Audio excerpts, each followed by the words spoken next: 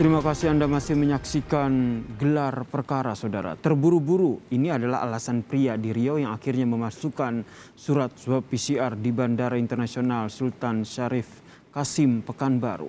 Pelaku mengaku baru kali pertama memasukkan surat PCR. Lalu bagaimana sebenarnya membedakan surat swab PCR yang asli dengan yang palsu? Berikut ini penelusuran dari tim Gelar Perkara.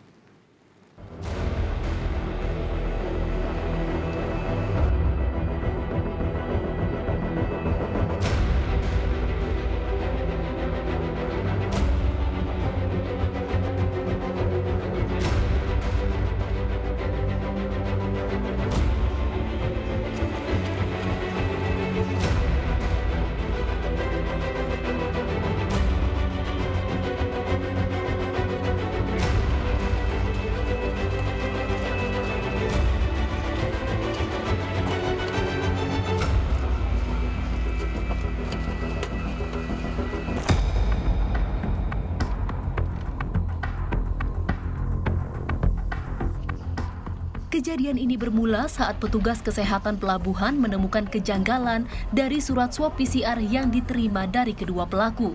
Kejanggalan semakin terlihat karena rentang waktu hasil seseorang melakukan swab PCR hanya 20 menit. COVID-19 di tanah air membuat pemerintah saat ini telah memberlakukan PPKM darurat di sejumlah wilayah, terutama di Pulau Jawa dan Bali. Untuk itu, Bandara Internasional Sultan Syarif Kasim II Pekanbaru telah memberlakukan setiap penumpang baik yang datang dan berangkat wajib menunjukkan hasil tes PCR negatif COVID-19. Namun, masih saja ada yang memanfaatkan momen ini dengan memalsukan surat swab PCR tanpa melakukan proses pemeriksaan. Lalu, bagaimana kronologi kejadiannya? Berikut penelusuran kami.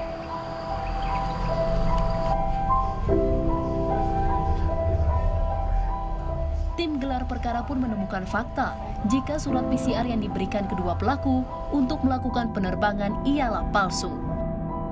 Diketahui, salah satu pelaku berinisial HH meminta anak buahnya memalsukan surat PCR karena dirinya terburu-buru untuk segera terbang menuju Jakarta.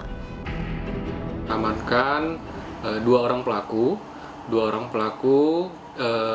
yang pertama memalsukan surat hasil PCR dan yang kedua menggunakan. Jadi motif dari pelaku ini kita amankan pertama atas nama HH, inisial HH. Beliau ini ingin berangkat ke Jakarta dengan menggunakan pesawat salah satu maskapai. Jadi HH ini tujuannya supaya bisa cepat berangkat karena informasinya beliau terburu-buru. Jadi atas inisiatif itulah dia menyuruh karyawannya inisial JN.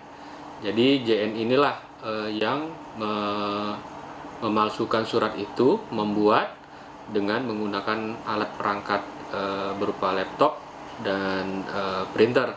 Jadi tujuan utamanya itu adalah tidak mau repot dan tidak mau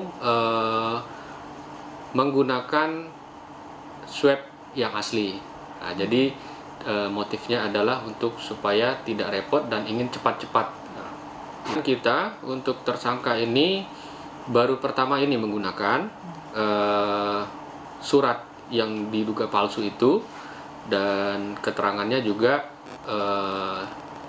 baru pertama. Ini karena hubungannya antara seorang bos dengan karyawannya itu. Ya, bahwasanya inisial HH ini adalah pimpinan di salah satu perusahaan swasta. Jadi beliau ada kepentingan kerjaan dengan tujuan ke Jakarta karena sifatnya mendadak dan terburu-buru.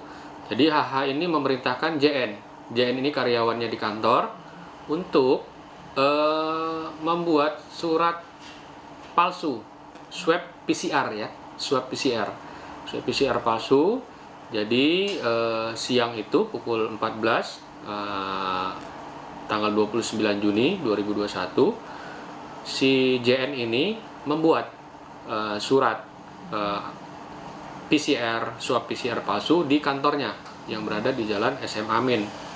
Jadi JN ini membuat dengan menggunakan sarana laptop dan juga printer, dan dia mengambil logo dari salah satu rumah sakit swasta yang ada di Pekanbaru, ambil dari internet, dan dia konsep dengan Microsoft Word.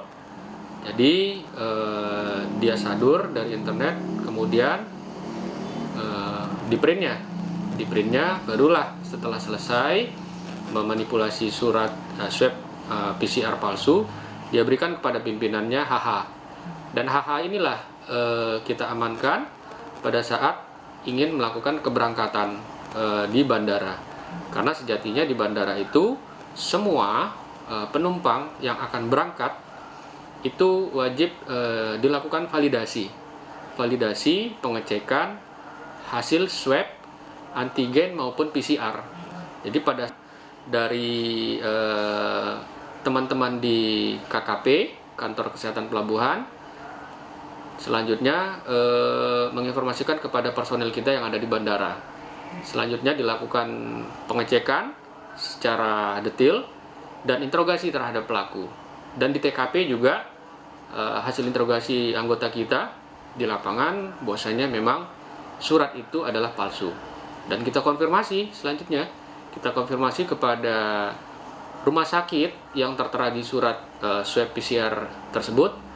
Dan setelah kita konfirmasi bahwasanya pada hari tanggal 29 Juni itu mereka tidak ada mengeluarkan surat swab PCR atas nama HH. Jadi berdasarkan hasil telaah terhadap pengecekan surat dan konfirmasi langsung kepada pihak rumah sakit, jadi sudah dapat kita pastikan bahwasanya itu memang sejatinya adalah palsu. Hasil pemeriksaan dan pendalaman kita, yang menyuruh itu HH dan yang membuat itu adalah JN, dan mereka sampai saat sekarang ini memang mempergunakan untuk kepentingan pribadinya, dan belum ada kita temui mereka memperjualbelikan hasil swab PCR palsu ini digunakan oleh orang lain, belum, hanya untuk dikonsumsi atau dipakai oleh pimpinan mereka sendiri.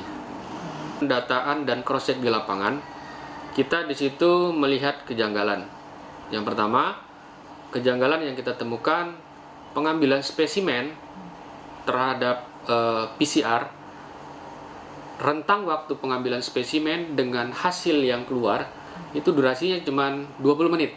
Nah, jadi dari situ kita bisa menilai kalau untuk PCR kan biasanya 1 kali 24 jam baru bisa kita dapatkan hasil. Nah, di surat yang dibuat oleh para pelaku ini, rentang waktunya sangat singkat. Tes PCR hanya memakan waktu 20 menit. Jadi, dan juga setiap hasilnya itu, kalau kita temukan kejanggalan, kita konfirmasi langsung kepada tempat yang mengeluarkan surat tersebut, seperti rumah sakit swasta tersebut. Kita konfirmasi langsung. Dan juga di situ juga terdapat barcode yang nantinya berisi tentang identitas dari si orang yang mengurus hasil tes swab PCR tersebut. Di JN itu kita kenakan pasal 263 ayat 1 yang membuat, dan yang menggunakan surat palsu kita kenakan pasal 263 ayat 2, yaitu saudara HH, dan juga kita juntuhkan ke pasal 268 KUHP. Untuk pasal 263 sendiri itu ancamannya 6 tahun. Menurut pengakuan pelaku, pemalsuan surat hasil tes PCR palsu dilakukannya karena kondisi mendesak dan buru-buru. Dirinya mengaku baru kali ini memalsukan surat hasil tes PCR. Keberangkatan ke Jakarta kemarin, buru-buru. Ya. Karena pengen cepat gitu ya? Iya, pengen cepat aja. Baru sekali itu aja. Baru sekali. Ya. Nah, untuk pergian ke luar kota. Iya, yang keluar kota aja. Bagaimana cara untuk mendapatkan PCR palsu? Oh, saya suruh anggota saya bikin. Teman Teman kerja. Kalau untuk pembuatan PCR palsu itu sudah berapa lama Bapak ketahui? Baru kali itu aja. Beneran buru-buru aja waktu itu kan. Kalau untuk diperjualbelikan nggak ada ya? Enggak, untuk keperluan pribadi aja. Beneran buru-buru aja waktu itu kan. Nggak tahu juga sih waktu itu. Beneran buru-buru, emergensi, dan makanya minta bantu sekian aja.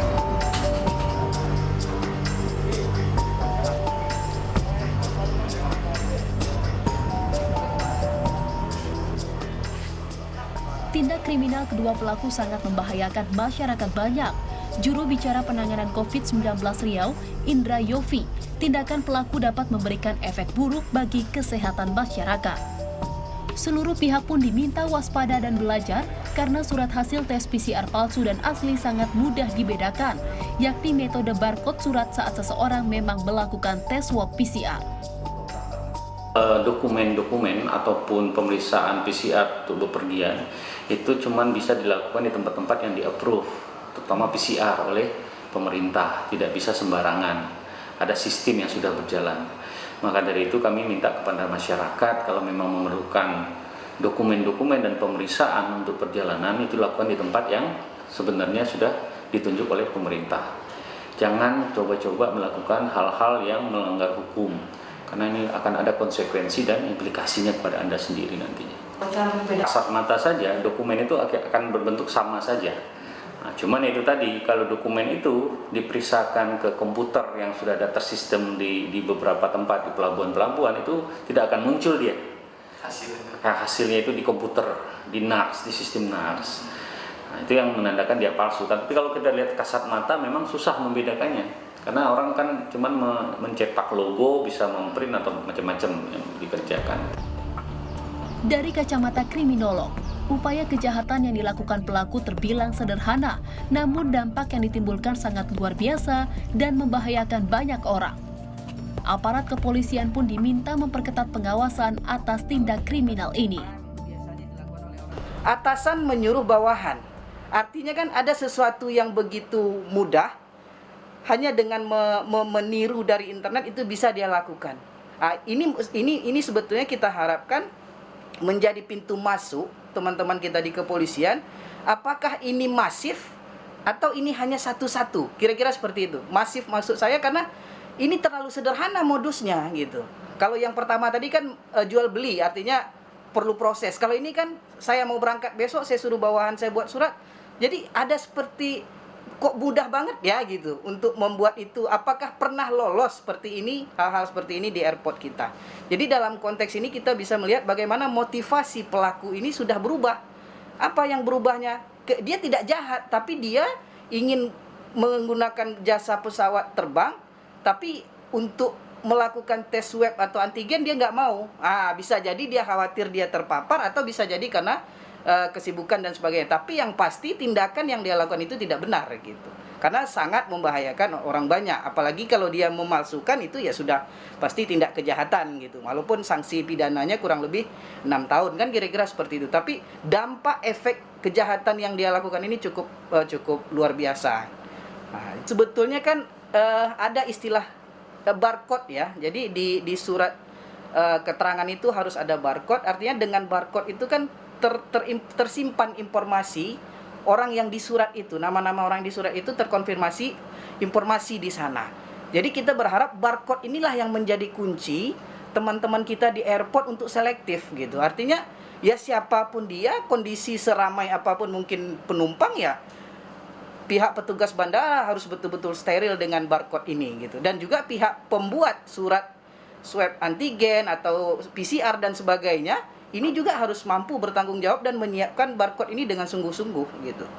Nah, jadi kita sangat berharap tim pembuatnya, pihak pembuatnya, kemudian pihak security di airport untuk memastikan jangan sempat, karena juga banyak informasi yang kita dapatkan kecolongan penumpang pesawat adalah orang-orang yang positif. Kita bisa bayangkan gitu, begitu dampak nanti yang akan diterima oleh orang-orang yang ternyata di situ sedang kondisi mungkin sudah tua dan sebagainya gitu. Jadi jangan sempat ketelodoran ini terjadi kembali, baik itu di Pekanbaru maupun dimanapun khususnya di Indonesia gitu.